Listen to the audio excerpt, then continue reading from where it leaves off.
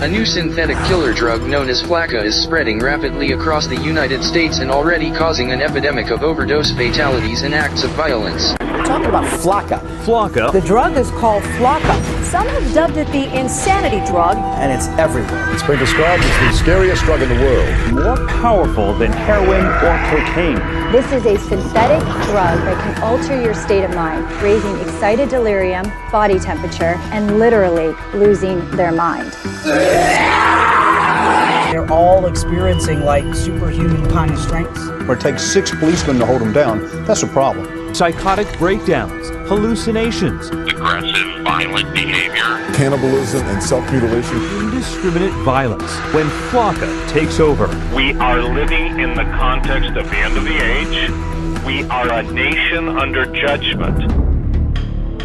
Welcome to stage 1 of the zombie apocalypse. It's been long theorized that controlled substances can bring people closer to the spirit world. Sometimes, however, what comes out of that experience isn't what you'd expect. And right now, our society is being plagued, dominated by an epidemic of controlled substances. In the 1970s, people were talking about peace and love, but nowadays, people are coming back from bad trips and total psychosis. The number of overdoses are up, as are the cases of total zombification, i.e. demonic possession. The dark side opens people up to such possessions through lack of faith and environmental conditions. And while this isn't so much an issue with people of faith or orthodox practitioners, if your foundation is public education, if your dogma is militant atheism, substances like bath salts or Flaka can be the ingredient that pushes you over the edge, an edge that you will never come back from. Weaponized substances such as bath salts and spice are being mixed into just about everything these days.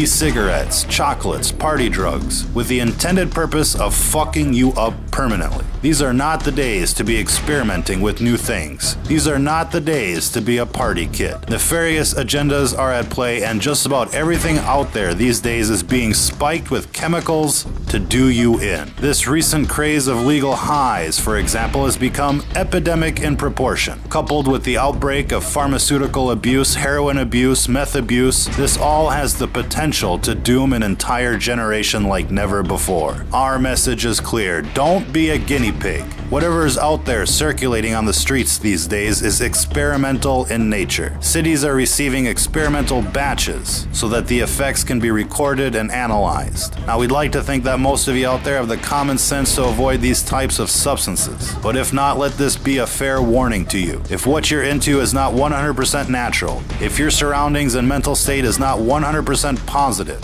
whatever you're thinking about is not worth the experimentation. Even alcohol has the potential of channeling in evil spirits. If you go to a liquor store in British English societies, hard liquor is called spirits, and it's called spirits for a very good reason. Again, these are gateway substances, and when they're added to the atheist psyche, anything is possible. If you've ever seen somebody turn bright red while drinking, you're basically watching demonic forces take over. Most times, the affected individuals are unaware, and while most of us dismiss their drunken behavior as simply being drunken behavior, there is something else going on. The dark side is constantly trying to induce what's called mutation by design. It's the main reason why everything you buy is laced with chemical or unnatural substances. They call the food GMOs, with the intended purpose of changing the composition of people from a natural state to an unnatural state, from a natural vibration to an unnatural vibration. And while this gets into the metaphysics of the world at large, what you're seeing here isn't natural,